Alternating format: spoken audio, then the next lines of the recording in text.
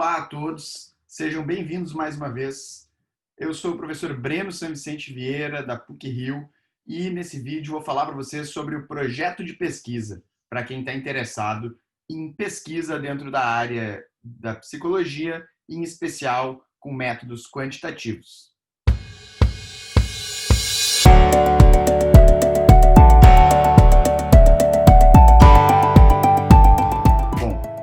Falando então do projeto de pesquisa, a minha ideia é apresentar para vocês como fazer um projeto de pesquisa do zero. Então, vamos lá. Um projeto de pesquisa saindo do zero.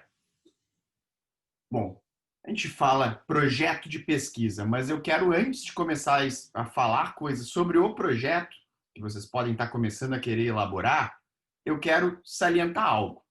O que é pesquisa? Pesquisa, e aí como bom pesquisador eu vou citar alguém e eu vou dar os créditos, tá? Nesse caso aqui eu vou fazer uma citação literal, a gente tecnicamente evita fazer isso, mas pesquisa é um trabalho criativo e sistemático para aumentar o conhecimento. E nessa linha, quando a gente fala, poxa, é um trabalho sistemático e criativo, e isso tudo serve para eu aumentar o conhecimento que existe, o acumulado de conhecimento hoje presente. Então, quando a gente fala sistemático, o que é um trabalho sistemático? Trabalho sistemático é um trabalho que segue passos científicos previstos. Então, eu vou seguir um método, eu vou seguir um protocolo, eu vou seguir uma organização na forma de agir. Tá? E isso é independente de se forem métodos quantitativos ou qualitativos.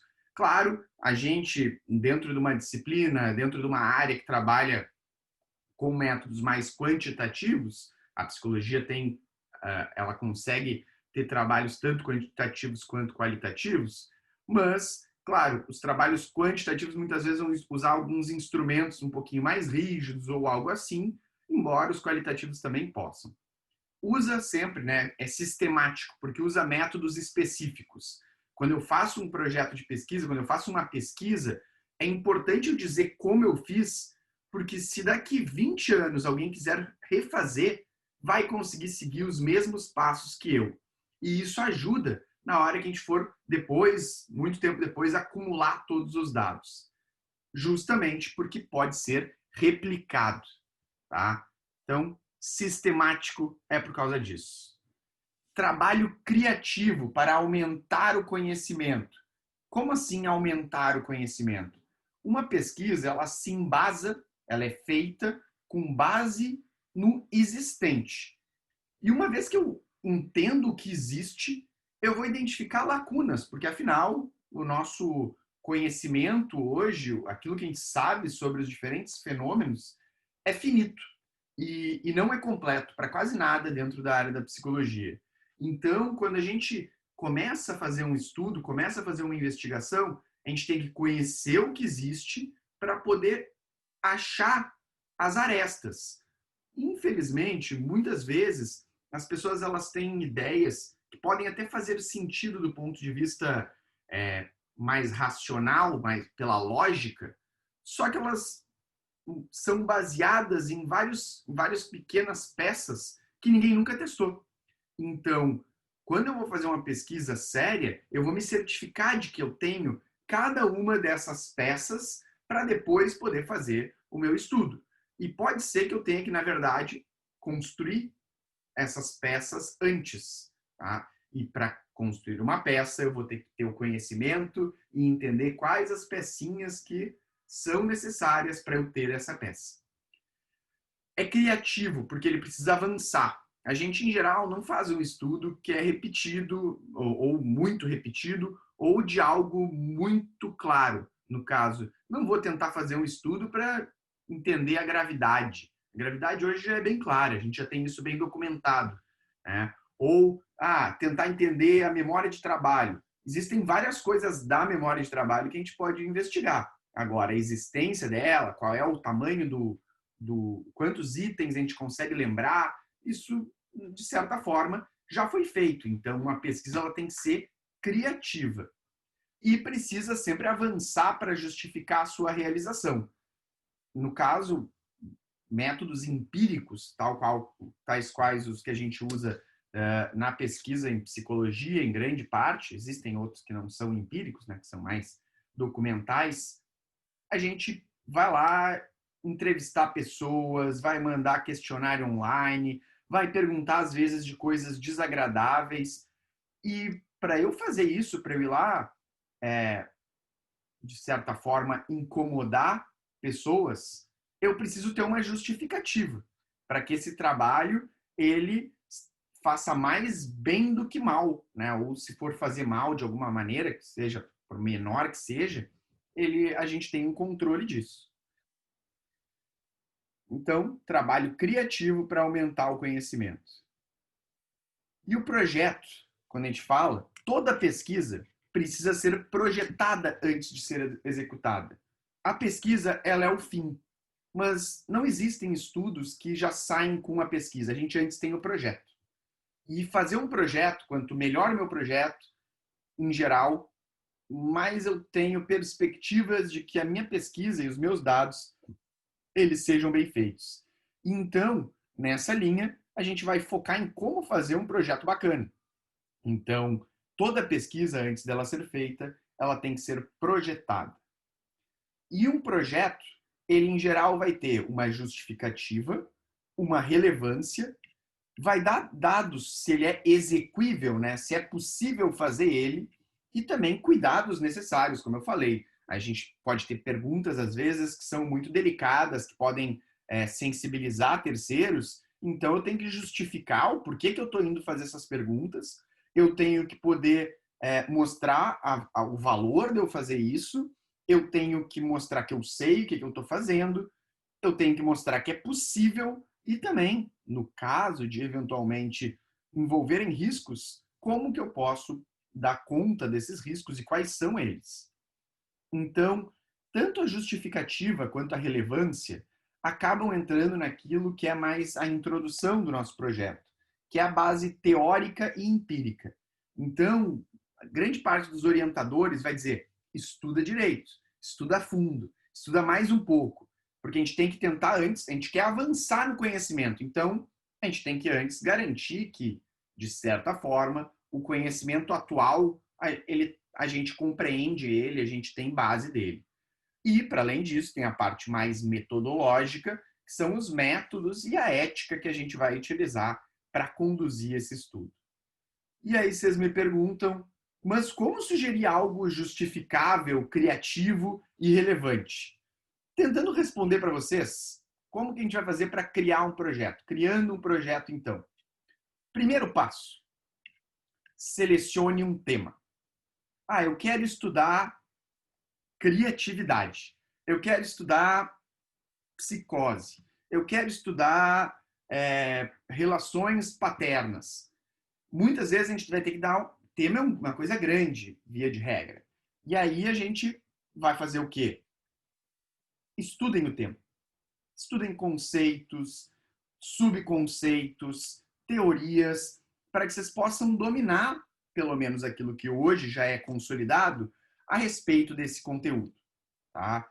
E aí, a gente, claro, a gente não precisa exagerar, até porque quando a gente está começando, vai ter sempre mas a gente tem que ir atrás daquilo que há de moderno, que há de mais atual. Em geral, vão ser artigos científicos e a gente sabe a produção mais de ponta, em geral, está em inglês. Eu preciso só conseguir ler inglês, não é necessário dominar tanto, mas ao menos uma espiada naquilo que existe de mais atual costuma valorizar o estudo de vocês e mostrar cuidados na parte da fundamentação. Depois, estudem trabalhos sobre o tema e tópico. Dentro do tema, então eu escolhi lá um tema grande, criatividade. E eu vou começar a estudar a criatividade e vou ter que selecionar um tópico dentro desse grande conceito. Então, criatividade artística, criatividade científica. Cada uma delas provavelmente vai envolver mecanismos, criatividade e psicopatologia. Muitas vezes a gente vai ter que refinar, porque ainda assim eu posso botar criatividade e psicopatologia. Olha, existem mais de 200 transtornos mentais, talvez a gente tenha que refinar. Ah, criatividade e depressão. Talvez já seja um pouquinho mais palpável. Vamos estudar isso aí para ver se também não é pequeno o suficiente, não é pequeno demais, eu não restringi muito. E aí a gente estuda. Depois, a gente estuda mais um pouco. Estuda até que a gente comece a identificar lacunas na ciência do tema. Como assim lacunas na ciência do tema? Olha, eu estava estudando criatividade e eu fui vendo que tem vários dados que mostram que pessoas deprimidas, elas têm ficam menos criativas durante o período da depressão. Tem também aqui alguns dados que mostram que determinada função psicológica se relaciona com a criatividade e também com a depressão. Então, será, eu estou chutando, é tudo hipotético, será que não existe algo anterior à minha criatividade prévia, né, pré-mórbida?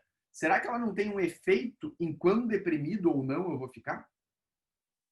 A ciência já estudou isso? Tem sugestões, tem teorias, mas ninguém viu isso. Então, essa é uma lacuna do conhecimento. Esse pode ser um dos tópicos e um objetivo de pesquisa, tentar entender isso melhor. Então, estudem até que percebam que existem algumas lacunas na ciência do tema. Quais são as perguntas que a gente ainda não sabe a respeito daquilo? E, claro, busquem orientação, afinal, a gente vai querer se certificar de que é possível fazer, de que existem métodos para isso. E, em geral, pesquisa a gente sempre vai mandar para alguém ler, né? A pessoa pode ser um super pesquisador. Em algum momento o projeto dela vai ser avaliado para ver se aquilo é justificável, é exequível, é relevante e não fere aí nenhum princípio em geral. Então, sempre nós vamos ter alguém avaliando com uma orientação. Isso sempre fica mais fácil. Então, através dessas lacunas do conhecimento sobre o tema, vão surgir perguntas de pesquisa. Como eu falei, será que a criatividade pré-mórbida, antes de eu estar com depressão, ela não prediz o quão grave vão ser os sintomas ou o quão prejudicada vai ficar a área laboral, né, a vida relacionada a trabalho dessa pessoa? Essa é uma pergunta de pesquisa que, no meu exemplo, tem uma hipótese, tem uma fundamentação. Eu vou ter explicado o que é criatividade, quais são os mecanismos, de repente, psicológicos envolvidos. E aí, vou chegar lá. E a depressão é um transtorno que se relaciona com a criatividade. Por quê? Porque a pessoa fica menos produtiva, ela desenvolve menos coisa, tem menos energia. E isso se relaciona com a criatividade, aí eu vejo lá que envolve algum marcador, de repente, biológico. E aí eu tenho um link entre essas duas coisas. Perguntas de pesquisa. O que são perguntas de pesquisa? Opa, aqui ficou estranho, se dividiu. A pergunta que o projeto busca responder. Todo projeto tem uma, tá? Que, em geral, se traduz no objetivo. A pergunta de pesquisa ela tem que ter uma base, uma fundamentação. E é para isso que vale todo aquele estudo que a gente teve antes. Tá? Por detrás dessa pergunta, geralmente tem uma hipótese. Então, será que a criatividade pré-mórbida prediz sintomas de avolia, né, de não ter vontade de fazer nada relacionado ao trabalho durante episódios depressivos? Eu tenho uma pergunta de pesquisa. Será que a criatividade pré-mórbida prediz sintomas durante episódio depressivo? Eu tenho um objetivo, avaliar se a criatividade pré-mórbida prediz sintomas gravidade dos sintomas depressivos durante episódios depressivos. E eu tenho uma hipótese, que sim, quanto menor a criatividade, mais intensos serão os sintomas depressivos e por aí vai. Por detrás dessa hipótese, né, que é aquilo que eu estou esperando, também advém da interpretação da ciência. Eu só estou fazendo essa hipótese porque antes eu estudei a respeito de criatividade, do que é a depressão e por aí vai. Uma vez que eu tenho uma justificativa, que eu fundamentei ela, cheguei numa pergunta de pesquisa, tenho meu objetivo, de repente eu tenho uma hipótese, eu vou estabelecer meus métodos, né, que a gente chama de método. O método é, definida a pergunta de pesquisa, objetivos e hipóteses precisam prever como a gente vai testar ela. Ou seja, eu vou dizer, olha, eu quero investigar isso aqui, eu vou explicar como eu vou fazer, para garantir aquilo que eu falei anteriormente, a execuibilidade. Quem está avaliando vai querer saber, tem como fazer isso? Tu tem recursos para fazer isso? Existem instrumentos ou tu vai ter que criar do zero? Vai ser isenta a tua avaliação ou ela vai ter um conflito de interesse? E para isso a gente vai definir e esclarecer os nossos métodos. Como a gente vai testar aquela hipótese, como a gente vai responder a nossa pergunta de pesquisa. E a gente faz isso para informar uma comissão, que em geral é do Comitê de Ética, de como pretendemos fazer o projeto. Ou no caso de ser um projeto que eu estou submetendo para uma agência de fomento, quero que o CNPq patrocine meu projeto, ou que alguma empresa patrocine meu projeto, eu tenho que explicar para eles, olha, isso tem um valor, tem uma importância, uma relevância, eu estou explicando tudo, né? Porque quem vai avaliar nem sempre vai entender todos os conceitos. Então, eu quero avaliar a depressão. Poxa, mas eu sou psicólogo da área de social. Tu vai ter que mostrar, né, e articular um pouco dos conhecimentos a respeito do que é depressão. Beleza. E também avaliar se é viável de eu fazer o projeto. Olha, descreveu aqui tudo, me convenceu, isso é viável. Mostrar que é possível e esclarecer também riscos e cuidados.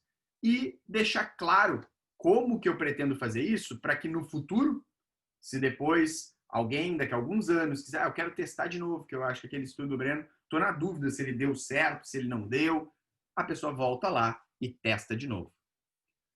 Mas aí vocês vão me perguntar, mas como é que eu vou propor? Eu nunca fiz pesquisa, minha primeira experiência. Quando a gente está criando um projeto, algumas estratégias são úteis. Usar métodos semelhantes aos estudos do tema podem ser modelos. Eu posso pegar um estudo que já foi feito naquilo e usar de modelo. Isso me ajuda. Usar instrumentos tipicamente utilizados dá mais qualidade ao trabalho.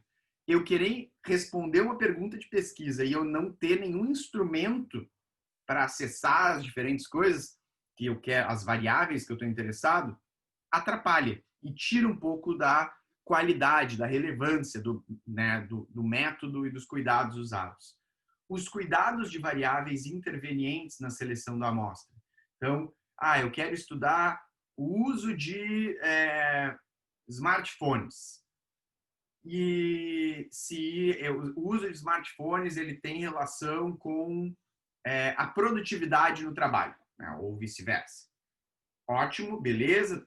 Aí vamos supor que eu fundamentei, que eu expliquei o porquê que existiria uma relação. Tá, mas o uso de smartphones ele é amplamente relacionado com a idade, né? Pessoas mais velhas, idosos, eles não têm um uso em geral. A literatura sustenta que jovens usam mais smartphones do que pessoas de mais idade. Então, talvez a idade seja uma variável interveniente, né? Que a gente lembra aquela que vai interferir nos nossos resultados, ou de confusão, né? Seria uma outra forma. E também apresentar e buscar ajuda, orientação, para saber se esses são ou não os melhores métodos que a gente poderia propor nesse momento. Então, se baseie em métodos anteriores e na sua fundamentação. A gente olha estudos que já foram feitos, parecidos ou não, ou em áreas relacionadas, e também em como eles foram feitos, ou seja, na nossa fundamentação. Para além disso, sobre método, claro, na pesquisa quantitativa, a pesquisa qualitativa às vezes vai ter algumas especificidades, eu estou falando daquela área que é que eu domino mais, que é a pesquisa quantitativa. É direcionado para quem? Ou seja, quem são os nossos participantes? Pode ser que no estudo de uso de smartphone eu nem quero pessoas acima de X anos. porque eles não cresceram usando smartphones. O smartphone surgiu posteriormente na vida deles. E sobre os meus participantes, qual é o número ideal? Como que eu determino um número? Estudos que usaram as mesmas medidas que eu. Quantos participantes eles tinham?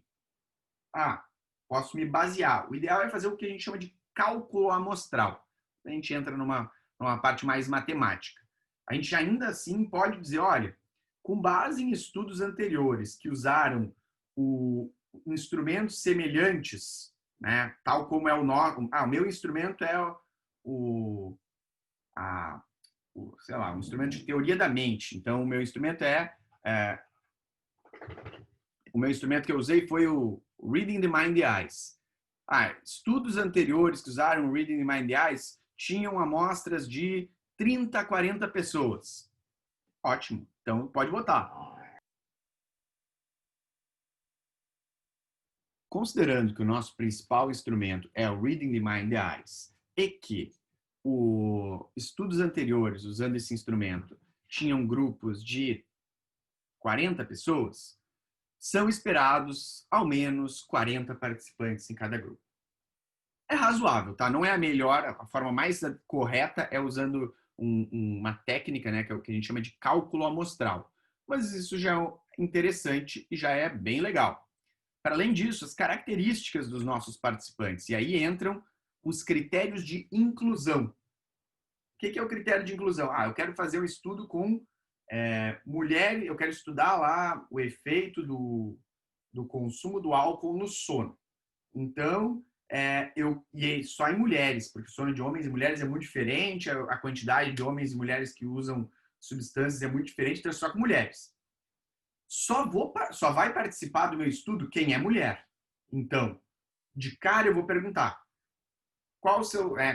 como você define o seu sexo? Aí a pessoa vai botar lá, homem, tá fora, nem vai fazer o estudo, nem foi incluído no meu estudo. Mas ela pode botar mulher. Aí tem uma outra pergunta, e também é um critério de inclusão meu, beber, porque senão quem nunca bebeu eu já excluo. Então, sim, uso de álcool. Já fez uso de álcool na sua vida? Sim. Então, critérios de inclusão. Ser mulher, relatar já ter bebido ao longo da vida, e eu posso decidir também uma faixa de idade. Isso é critério de inclusão, é que nem quando eu chego numa festa. Eu chego numa festa, carteira de identidade, ingresso, tudo, tu está apto a entrar. Mas uma vez lá dentro, pode acontecer algo que me tira da festa, que me exclui da festa, tá? E isso são os critérios de exclusão. No meu exemplo aqui, você tem alguma doença, algum transtorno do sono ou relacionado ao uso de substâncias? Sim. Então eu vou excluir por quê? Porque as pessoas que têm essas características, isso já coloca elas nos extremos de consumo ou de problemas de sono, e aí eu posso estragar o meu estudo. E se for o caso de o trabalho de vocês ter grupos, vocês vão explicar, participarão desse grupo X pessoas definidas assim, participarão desse grupo X pessoas definidas assim.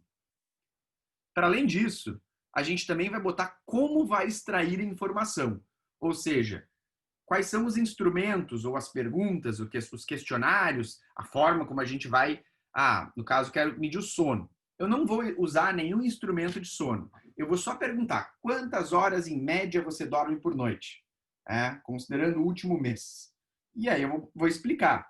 Avaliação do sono. O sono será medido somente através desta pergunta. E aí vou botar lá a pergunta. Não é o ideal, tá? Cá entre nós, quando a gente usa instrumentos, a gente está usando algo que alguém já usou, validou, disse, funciona para medir isso. Dá uma segurança maior para o pesquisador, dá uma qualidade maior para o estudo dele. Mas, às vezes, a gente não tem os instrumentos necessários. E, nesse caso, a gente pode ter que fazer algo baseado na nossa teoria ou numa lógica. E também, algumas perguntas, a gente não precisa de instrumentos, tipo sexo, gênero. Existem formas típicas de perguntar isso, formas tradicionalmente que a ciência identifica como as mais adequadas e mais enfim, tradicionais, mas não existe um certo ou um errado. Bom, além disso, se a gente vai usar então escalas, questionários, a gente vai citar cada um deles, tá? E a gente tem que explicar o que esse questionário ele avalia, como ele avalia, se ele já foi usado antes, quem usou ele antes, claro, não todo mundo, uma que outra pessoa, quem criou o instrumento, tá? Se ele tem versão brasileira, no caso, né, traduzida para português brasileiro, e através de qual forma vai extrair a informação, as variáveis, né? Então, os instrumentos que eu já falei, escalas, questionários, por aí vai. Como vai fazer tudo isso? Ou seja, os nossos procedimentos. Através de questionário online que vai ser divulgado nas redes sociais. A gente vai ter que explicar isso nos nossos procedimentos. Então, o recrutamento, como eu vou chamar as pessoas, como que eu vou aplicar os instrumentos, vai ser presencial, vai ser online, é uma escala específica, é de auto-preenchimento. Se for necessário, como eu vou tabular os dados, ou seja, como eu vou proceder para depois, peguei a informação, como eu vou jogar isso no banco de dados. Cuidados éticos, caso sejam necessários, né? A gente sempre vai falar que a gente vai perguntar, a pessoa vai estar livre para responder, a gente vai apresentar os objetivos do estudo para ela, ela vai poder aceitar ou não, a gente vai dizer que é tudo sigiloso, a gente vai explicar que todos esses cuidados vão ser tomados e que a pessoa pode também retirar a participação dela a qualquer momento que ela tenha interesse. Analisar os dados e testar as hipóteses, ou seja, como a gente vai fazer a nossa análise de dados. Tudo isso aqui são, né, subitens dentro dos procedimentos, tal qual todos os procedimentos é um item dentro do método. Então, um resumo do projeto de pesquisa e o processo de criação aqui, para que vocês fiquem registrados e muitas vezes, quando as pessoas estão começando a caminhar dentro de uma área de pesquisa, várias perguntas surgem. Muitas vezes a pessoa já tem toda a ideia do projeto e aí chega o papel do orientador calma, vamos voltar um pouquinho, porque antes a gente vai ter que fundamentar. Essa é a parte talvez mais importante. Então, um resumo. O projeto de pesquisa, ele é um documento que explica os motivos da sua produção, ou seja, justificativa. Olha, eu quero investigar a criatividade na depressão, porque a depressão ela é um transtorno mental responsável aí por 20% da perda de trabalho no mundo inteiro, é relacionado com depressão grande parte das taxas de suicídio, e aí eu vou explicando, né, vou justificar qual é a relevância disso aqui, de forma embasada em argumentos científicos, ou seja, fundamentada, com base naquilo que há na ciência, não é em blog, não é em reportagem, com base na ciência, ou seja, fundamentado. Além disso, sustentando uma pergunta de pesquisa, que eu tenho uma relevância de estudar isso com uma base científica e eu tenho uma pergunta, que é aquilo que eu vou fazer. A ser testada, né, que é o objetivo, a pergunta a ser testada, que é o porquê do projeto, o projeto tem esse objetivo, o seu resultado previsto, que é a hipótese daquele estudo, né, o que eu espero que aconteça, e as formas de como executar ou atingir esse objetivo, que são os métodos. Dito tudo isso, saliento para são os motivos da produção de forma embasada em argumentos científicos. Eu tenho que usar aquilo que já foi feito para constituir, para eu entender, para que eu possa garantir que eu de fato estou investigando o que eu quero, que tem um sentido eu investigar o que eu estou propondo e que eu vou, de repente, contribuir de que forma. E acho que uma mensagem importante quando eu estou falando aqui que a gente tem que ir na ciência, a gente tem que ver aquilo que já foi produzido. E porque muitas vezes as pessoas querem ter ideias que elas tiram da própria cabeça. E isso, óbvio, é a curiosidade, é a criatividade que é o tópico do projeto. Mas a ideia de que uma pesquisa surge de uma grande ideia sozinha ignora um detalhe muito importante, tá? Aquela lâmpada que pisca na cabecinha das pessoas, aquilo é ilustrativo e hipotético. Na prática, para a gente produzir a energia lá que acende uma lâmpada, existe uma usina por detrás. E o cientista, ele é o cara que trabalha levando a energia de um lugar que está produzindo muita energia para criar uma ideia. E todas as etapas de um projeto, que é feito antes de uma pesquisa, dependem da qualidade da fundamentação. Uma ideia na ciência surge das descobertas e ideias de pesquisadores que nos trouxeram até aqui. A lâmpada que vai acender na minha cabeça, sem eu estudar antes, provavelmente ela é a mesma lâmpada que acendeu em alguém 20, 30 anos atrás. Agora, se eu peguei a luz de todo mundo, hoje, a hora que eu for propor uma nova ideia, a luz ela é muito mais forte e ela tem muito mais recursos. Então, a ideia não surge do nada. A ideia ela é produzida com base em conhecimentos prévios. E nessa linha, é através de um bom embasamento que se garante um poderoso argumento. Para buscar o melhor embasamento, a seleção de um tema é o primeiro passo. Selecionar um tema. O que eu quero olhar? Pode ser grande no começo. Aí eu começo a estudar. Estudando conceitos, tópicos, estudos prévios, até que eu escolho um tópico específico e dentro daquele tema eu quero estudar este tópico. A identificação dos espaços, das lacunas, do que a gente ainda não sabe, e tem muita coisa que a gente ainda não sabe, permite que eu crie perguntas de pesquisa. E as práticas e resultados prévios, ou seja, quem já estudou isso no passado, muitas vezes vai me dar dicas de qual é a melhor forma de eu estudar no presente. E, com tudo isso, eu me despeço. Então, agradeço a atenção para quem viu o vídeo até aqui. Gostaria de deixar bem registrado que quem tiver dúvidas, precisar de orientação, né, na medida do possível, estou disponível no meu e-mail. E, é claro, para os alunos da disciplina, estou sempre disponível também através do e-mail ou nas aulas que a gente agenda para as orientações. Então, ao construir um projeto de pesquisa, lembrem-se, fazer uma pesquisa depende de um projeto. O projeto ele vai nos dizer o que é, a base que aquilo teve, dicas de como foi feito no passado e nos dar dicas também dos possíveis resultados que eu vou ter. Para eu fazer isso, eu tenho que estudar. E é assim que a gente vai avançar. Eu vou enxergar mais longe quando eu tiver um acumulado maior de conhecimento, que assim faz eu conseguir botar uma pedrinha a mais e fazer lá no futuro alguém enxergar um pouquinho mais longe e botar uma pedrinha um pouquinho mais alta. Tá ok? Eu fico por aqui. Fiquem todos bem. Tchau, tchau, pessoal.